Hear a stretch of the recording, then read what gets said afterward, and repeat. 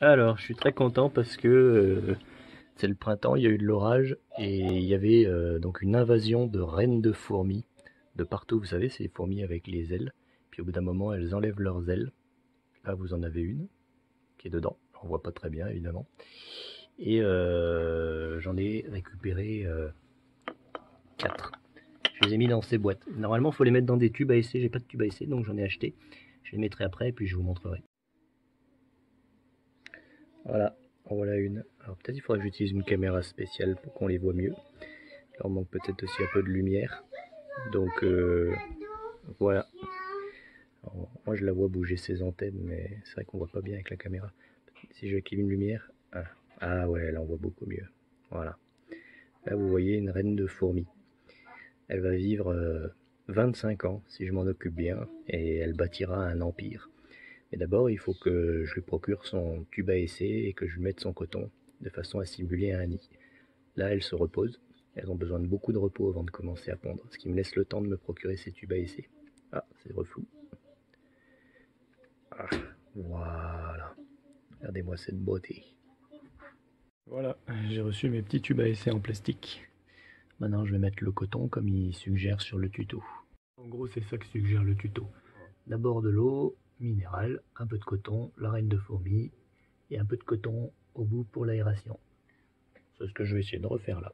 Voilà, j'ai réussi à mettre l'eau et enfoncer le coton en force. L'eau coule pas, ça c'est bien. Maintenant je vais mettre la fourmi, mais d'abord je vais préparer le bouchon. Malheureusement ma reine avait déjà fait des œufs. Je sais pas trop comment je vais faire pour la déplacer. Mon but n'étant pas de stresser inutilement, et je l'ai déjà pas mal stressé en essayant de la mettre dedans, je vais juste mettre le tube à essai dans le pot et je vais attendre qu'elle s'installe dedans. Voilà, celle-ci a été déplacée avec succès. Elle n'avait pas encore fait d'œufs, donc ça a été facile. Elle s'est sauvée au début, puis elle a finalement accepté de rentrer dans le tube. Elle a l'air un peu effrayée, j'espère qu'elle va se calmer et qu'elle s'habituera. Et voilà pour la deuxième. Malheureusement, j'ai fait une bulle en mettant le coton. Je sais pas comment c'est arrivé. Mais bon, elle devrait avoir assez d'eau quand même. On voit une masse blanche. Celle-ci aussi a l'air d'avoir fait des œufs. Pour pas avoir de bulle, c'est d'enfoncer le coton très rapidement avant qu'il ait temps d'aspirer l'eau par capillarité. Finalement, j'ai opté pour la méthode musclée. Donc, 2 parmi ces 4 ont perdu leurs 3-4 premiers œufs. J'espère que ça sera pas trop handicapant. Voilà, par rapport à mes fourmis, on voit pas très bien. Et bien, ce qu'on constate, c'est qu'elles ont fait des œufs. 1, 2, 3, et même celle qui est en haut, elle a fait une grappe d'œufs. Voilà. Qu'est-ce qui clignote comme ça? Est-ce que je peux mettre de la lumière pour qu'on voit mieux? Mais elles n'aiment pas trop, là. On va faire doucement. Voilà. Là, on en voit une. Là, on voit celle d'en dessous qui est en train de se nettoyer avec à côté de ses œufs. Celle-ci encore en dessous. Et celle-là. Je sais pas du tout quelle race de fourmi c'est, mais bon, on verra bien. Faudrait que je cherche au moins.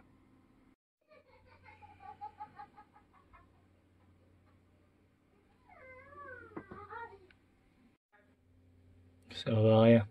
Non, je vais mettre des cislages dedans.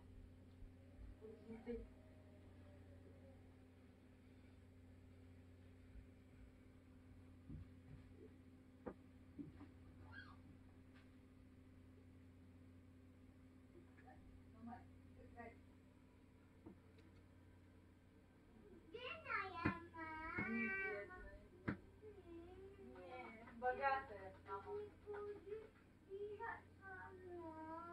Богатая мама.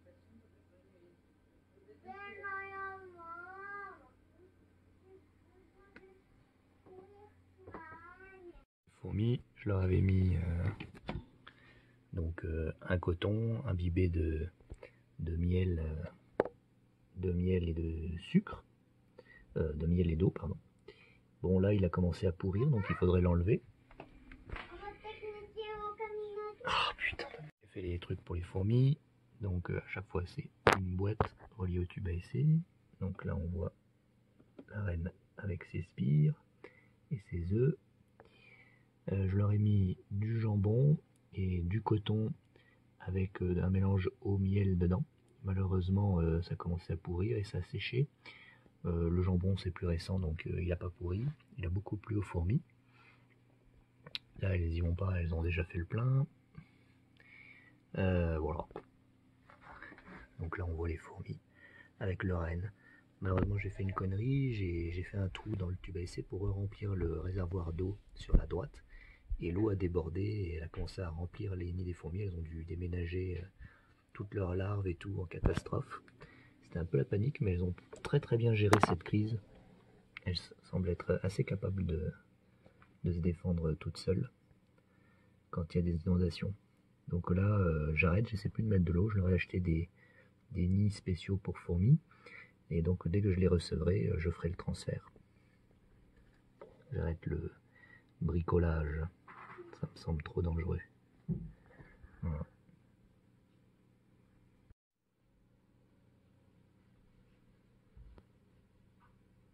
Voilà, bon, j'ai rajouté du sucre en poudre à mes fourmis. Il y en a certaines qui arrivent à s'évader. Bon, je les touche pas, je les laisse tranquilles. De toute façon, elles vont forcément rentrer chez elles.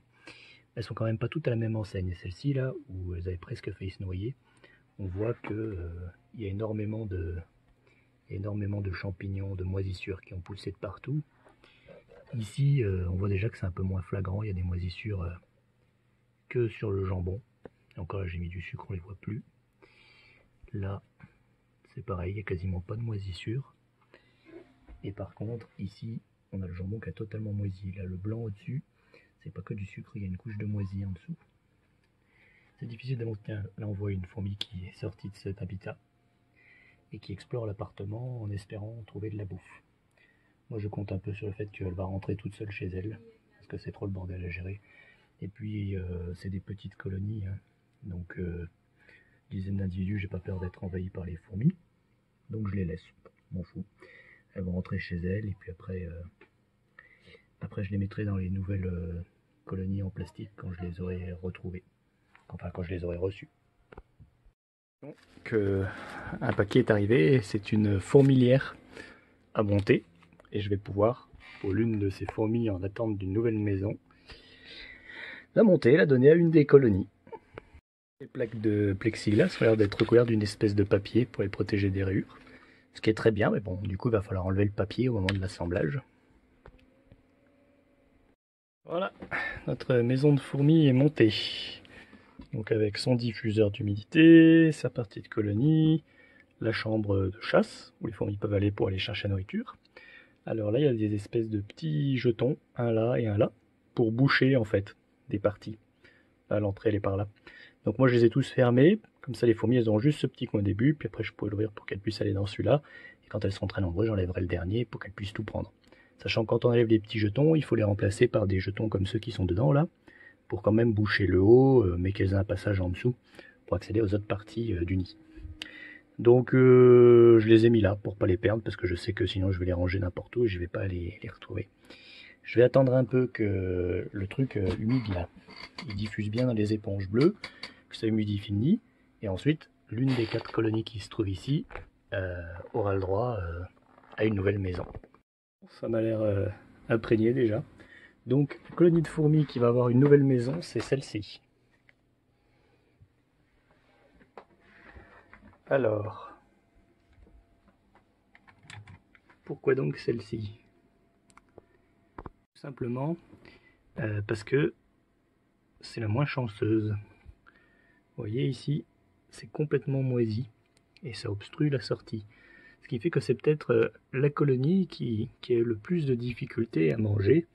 Et notamment, il y avait eu une inondation qui les avait repoussés, mis pas mal de bordel dans leur colonie. Voilà, on voit ça grouille. Mais globalement, la situation est plutôt mauvaise pour elles. C'est pour ça que c'est eux qui ont le besoin d'une nouvelle maison le plus en urgence. Et donc je vais leur donner. Donc le transfert, c'est pas facile d'une façon très idéale. La boîte m'a glissé des mains. Et donc là, maintenant, elles sont en panique. D'autant que j'ai ouvert le coton au bout. Et il va falloir qu'elles déménagent en urgence pour protéger leurs larves. Il va falloir qu'elles trouvent un autre endroit humide où placer leur colonie. Et normalement, elles devraient naturellement se diriger ici. Ce qui devrait prendre un certain temps, à mon avis. Bon, bah les fourmis ont choisi de se cacher sous le coton qui était encore un peu humide pour faire leur fourmilière ici. Elles ne sont pas du tout rentrées dans la fourmilière qui a été humidifiée par le système artificiel. Alors bon, on m'avait prévenu que quand il n'y avait pas beaucoup de fourmis, elles risquaient de payer, mais là quand même, je trouve que ce tout petit recoin là, ça aurait pu leur faire une bonne fourmilière juste à côté de l'humidificateur. Alors je suis un peu déçu. Là elles sont quand même vachement à l'air libre. Donc voilà. Du coup, bah, je vais attendre que le coton il sèche et j'espère qu'après elles iront ici quoi, d'elles-mêmes. Voilà, comme vous voyez. Elles sont toutes réunies au même endroit avec leur reine à côté du coton humide. Alors du côté des autres fourmilières, il se passe pas grand chose de nouveau. Elles sont toutes un peu regroupées, elles font pas grand chose. Je leur ai mis des espèces d'insectes sur le côté en plus des grains de sucre. Bon, ils n'ont pas l'air de les manger, donc voilà, j'attends leur maison, pareil. Bon, en fait, j'hésite, je suis allé sur ce site là, qui vend des reines de fourmis, qu'on trouve typiquement en France, et je pense que c'est soit celle-ci, soit celle-là, mais là j'y vais en estimation grossière, hein, vraiment j'en sais rien. Enfin, ce que je sais, c'est que mes fourmis, et c'est leurs ovaires, elles sont vraiment noires, quoi. Donc c'est soit Larius niger, soit Messor. Donc j'ai cherché Messor barbaratus, celle-ci, qui est autour du bassin méditerranéen. Moi je suis dans le sud-ouest, vers les Pyrénées, donc je suis pas trop loin de la Méditerranée, ça peut être ça. Elle mange des graines. Et l'autre, la Lasius niger, elle bouffe des trucs sucrés et des insectes. J'ai déjà mis des insectes séchés, ils n'ont pas l'air de les manger. Par contre, j'ai pas essayé de mettre de graines encore, donc peut-être que j'aurai des Messor barbaratus. Donc ce que je vais faire, je vais leur donner des graines et je vais voir si elles les mangent. Si elles les mangent, j'en déduirai que c'est des Messor barbarus. Voilà. Je peux pas faire mieux pour le moment, il faudrait que je les zigouille, que je les noie dans l'alcool, que je les regarde au microscope pour les identifier. J'ai pas envie de faire ça, j'ai que 4 colonies et elles ont assez souffert, je trouve. J'ai trouvé quelques grains de blé, je vais en donner à chaque colonie. Bon voilà, ça a été un peu la panique quand je leur ai mis les graines, évidemment. La reine allait se planquer sous le coton plus profondément. On va voir si elle les mange. Celles-ci, elles n'ont pas de sucre. Peut-être je vais fabriquer des blocs de gelée au lait et au miel pour les fourmis. J'ai fabriqué un genre de mangeoire pour fourmis, là avec des trous. J'espère qu'il marchera sans en être totalement sûr. J'ai dû faire le fond très fin pour pas que la petite bouteille elle soit coincée dans la boîte. Normalement on met ça par-dessus une petite fiole comme ça. Et si je la retourne, là ça me fait une mangeoire pour fourmis. Où elles doivent pouvoir mettre leur tête dans les creux pour boire dedans. Voilà, sauf que moi je vais mettre du lait, peut-être avec du miel, du sucre, etc. Comme ils conseillent sur internet, en mélangeant le plus de sucres différents possible. J'ai fait un petit mélange sucre, machin d'agave, miel et lait. Et je l'ai rempli la petite fiole avec une pipette, donc je vais le mettre dans l'abreuvoir. Bon voilà, je l'ai mis leur abreuvoir dans leur cage. Malgré le fait que j'ai enlevé le coton, elles sont toujours pas venues se réfugier dans la petite case, même si je leur ai mis un bout de papier là pour que ce soit plus sombre. Je sais pas trop comment elles fonctionnent, à quoi elles pensent, mais enfin bon. Bon, très bonne nouvelle.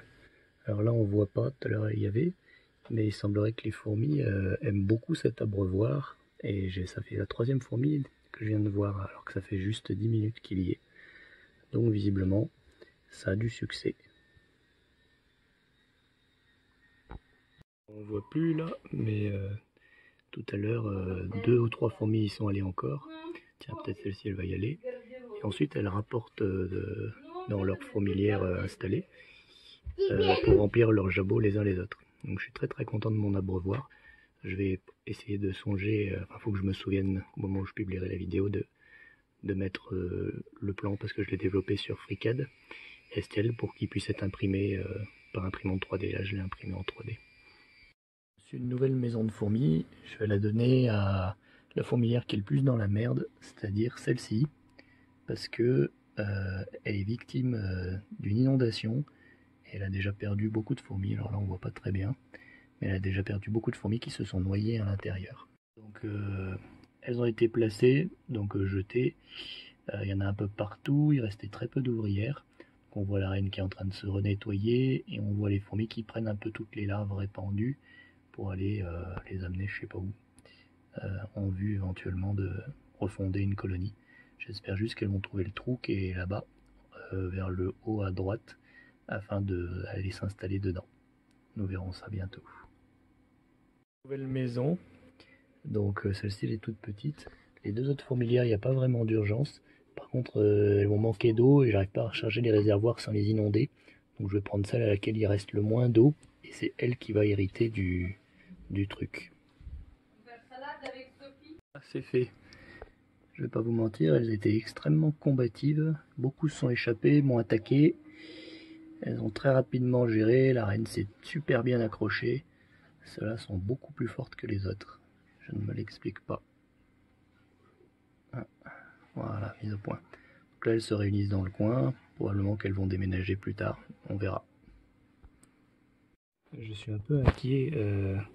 J'ai peur que mes fourmis se soient noyées dans leurs abreuvoirs. Notamment ici.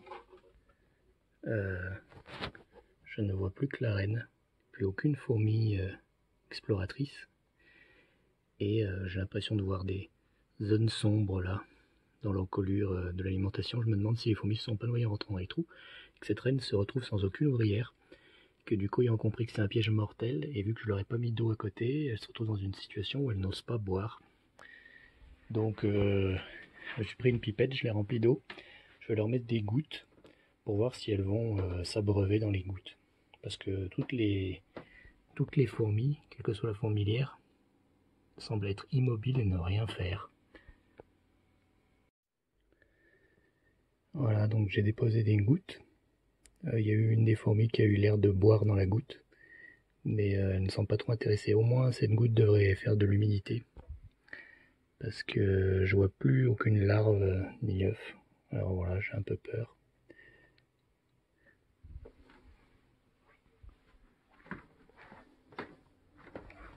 Ici pareil, j'ai placé 3 gouttes autour pour faire de l'humidité. Je vois pas trop de comportement. La même chose dans celui-ci, j'ai mis une goutte. Il se passe rien. Celle-ci, dans le tube, je les laisse tranquilles. C'est les seules qui ont l'air d'aller bien. Et c'est les seules que j'ai pas déplacées, justement. Parce qu'elles ne sont pas inondées. Mais le réservoir va bientôt être vide d'eau et j'ai pas de solution. Le socle que j'ai fait, j'ai l'impression que c'est un piège à fourmis. Donc là, on a le liquide. Elle rentre par les petits trous ici, se glisse à l'intérieur parce que le liquide descend pas lui-même jusque là, pour essayer d'happer le liquide. Et je pense que quand elles zappent, là, à ce niveau-là, ça peut leur tomber dessus et les noyer à l'intérieur. Donc je vais revoir le design, en m'inspirant de choses qui existent dans le commerce. Et notamment ici, plutôt que de faire un trou creusé, vu que le liquide descend pas, je vais faire une ouverture par laquelle elles peuvent rentrer, avancer, et comme ça elles seront à l'horizontale face au liquide et elles pourront repartir en marche arrière si le liquide commence à leur tomber dessus. Nouvelle version, j'espère que ça fuira pas de tous les côtés et que cette version permettra aux fourmis de boire en pouvant se dégager sans risquer d'être piégées. Voilà, il me reste plus qu'à l'imprimer et vider l'autre pour voir s'il y a des cadavres de fourmis dedans, ce qui à mon avis est le cas. Je vais enlever l'ancienne fiole pour voir à l'intérieur s'il y a des cadavres de fourmis et la remplacer par la nouvelle. C'est pas aussi bien que ce qui est conçu parce que dans les imprimantes 3D c'est obligé de fabriquer des échafaudages pour faire des trucs en hauteur. Donc j'ai cassé les échafaudages avec une pince, mais quand même ça reste un peu moche quoi. Mais peut-être que ça aidera à mieux retenir le liquide, on verra. Alors, en fait quand j'ai soulevé que j'ai enlevé le couvercle, les fourmis s'étaient installées à l'intérieur et avaient mis leurs larves. Donc non, elles s'étaient pas noyées, elles avaient installé leurs larves à l'intérieur parce que c'était plus humide et donc elles considéraient que c'était plus pratique. Je me suis donc fait attaquer par une dizaine de fourmis qui vivaient dans la coupelle en dessous. Voilà, bon c'est rassurant. J'ai l'impression que mes fourmis se sont déplacées vers l'endroit où j'avais mis de l'eau. Donc j'ai mis une espèce de chemin de goutte d'eau vers le trou en espérant que petit à petit ça va les orienter à aller par là. Jusqu'à ce qu'elles rentrent dans le nid quoi. Une technique est tentée ici. Donc j'ai mis des gouttes d'eau faire un chemin qui mène au terrier.